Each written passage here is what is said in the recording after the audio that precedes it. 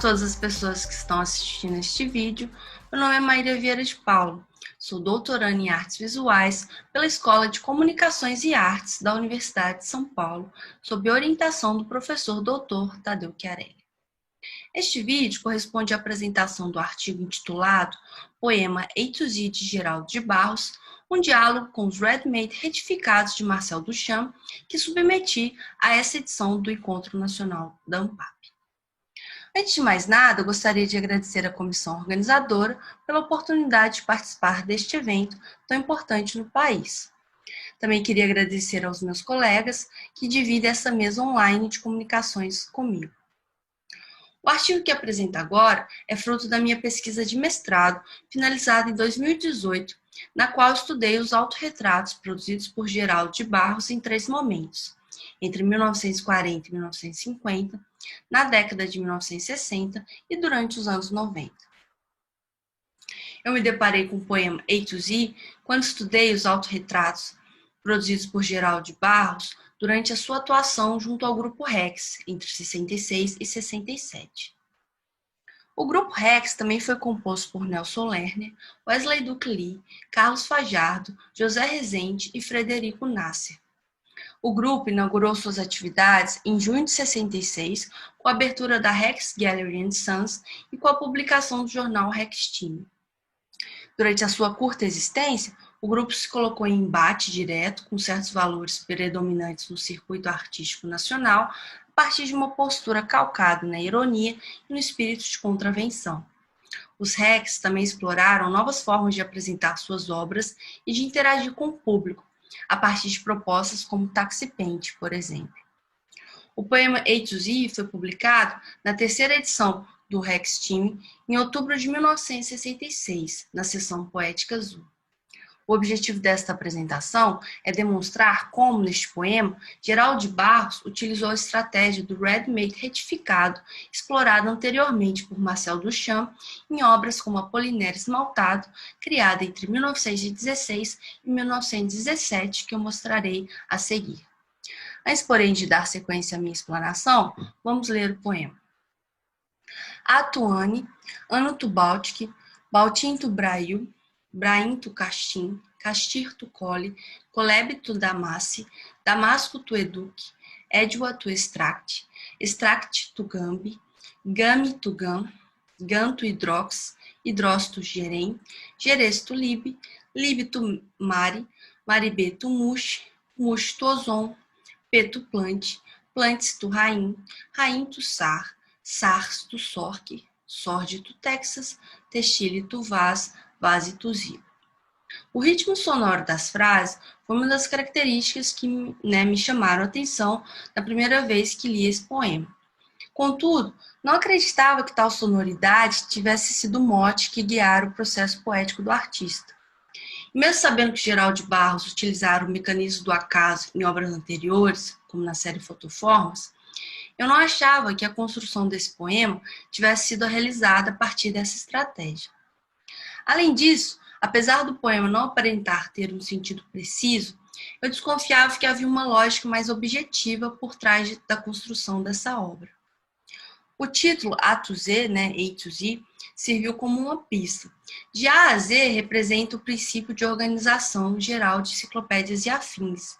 A partir dessa percepção, considerei que talvez essas frases fossem aquelas divisões que encontramos nas capas de enciclopédias antigas que costumávamos ter em casa. Para testar essa hipótese, comecei a digitar cada um dos versos no Google. Após inúmeras tentativas, das quais variava um pouco a escrita dos termos, encontrei algumas fotos da edição de 1959 da Enciclopédia Britânica à venda no eBay. Nessas fotos, consegui ver claramente os versos do poema A to Z nas capas de cada um dos volumes da enciclopédia, como vocês podem ver na foto. A partir dessa descoberta, organizei a tabela que aparece agora. Nela coloquei de um lado os versos do poema e do outro os termos presentes na enciclopédia. Como é possível perceber, Geraldo de Barros se apropriou desses títulos, realizando alterações pontuais em alguns deles. Ele trocou as terminações das palavras ano por ane, ano com U por ano com O, Aportuguesou a palavra hidrox, substituindo Y, pouco comum na língua portuguesa, pela letra I.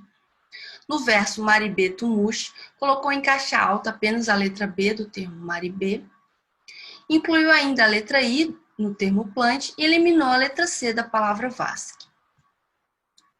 As alterações que considero mais cruciais foram as substituições das palavras Damasce com SC por Damasse com 2 S's e Mushri com R no final por Mush, pois tais modificações desrespeitaram a ordem alfabética que estruturava a enciclopédia. Observe que, em função da troca do SC pelos 2 S's, o termo Damasse deveria vir após a palavra Damasco, localizada no verso seguinte.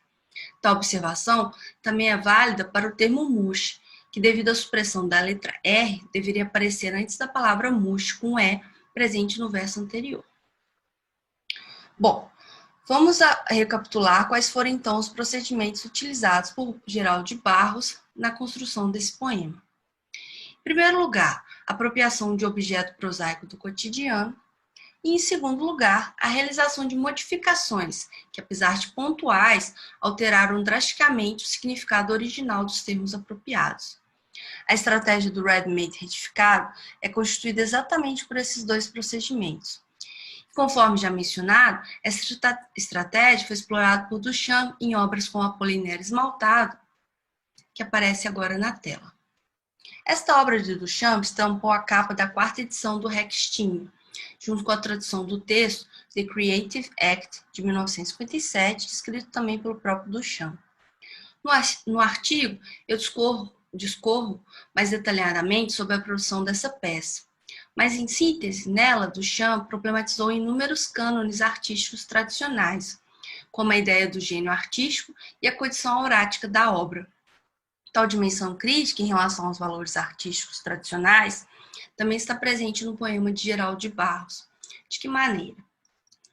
Primeiramente, a Enciclopédia Britânica nada mais era do que um objeto produzido em série, em larga escala, facilmente encontrado na época em inúmeras residências. Ao decidir se apropriar desse objeto no lugar de compor um poema a partir do zero, Geraldo de Barros problematizou a ideia da obra enquanto manifestação da expressão singular de determinado sujeito criador. Em segundo lugar, no poema, a apropriação e a mera manipulação dos títulos de cada volume da enciclopédia representaram ações que, na prática, poderiam ter sido realizadas por qualquer pessoa, não somente pelo gênio artístico tradicional. Bom, dessa maneira, para concluir, em primeiro lugar, espero que os dados aqui apresentados permitam demonstrar claramente, que A to Z deva ser considerado um ready-made retificado, um diálogo que Geraldo de Barros estabeleceu com as ideias desenvolvidas por Marcel Duchamp. Em segundo lugar, deixo o convite para vocês conferirem o artigo completo. Nele vocês poderão acompanhar com mais detalhes a minha análise. Por agora, eu gostaria de encerrar minha fala e de agradecer novamente por esta oportunidade de compartilhar tal pesquisa com vocês. Muito obrigada.